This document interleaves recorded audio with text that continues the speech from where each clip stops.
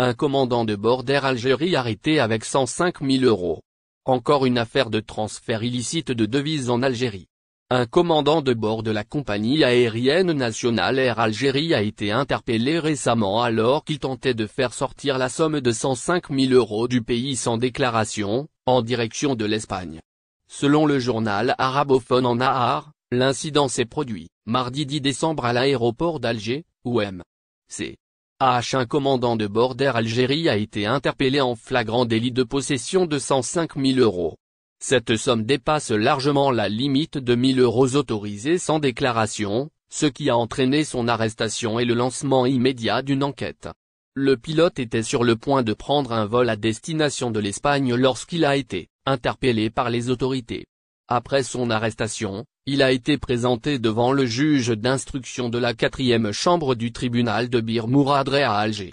Le mis en cause a été placé sous contrôle judiciaire et fait face à plusieurs accusations, notamment de blanchiment d'argent et de contrebande de devises, selon la même source.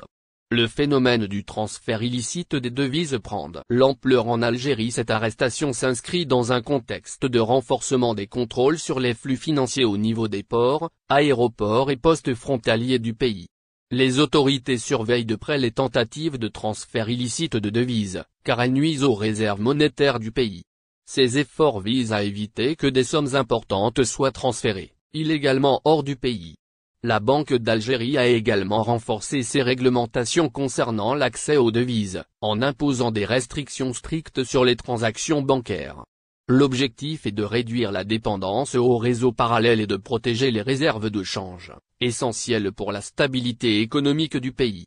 L'arrestation de ce commandant de bord d'Air Algérie illustre la détermination des autorités à lutter contre la criminalité financière. Les actions entreprises ainsi que les nombreuses interpellations liées à la contrebande de devises, montrent une volonté forte d'éradiquer ce phénomène qui prend de l'ampleur et qui touche toutes les classes sociales.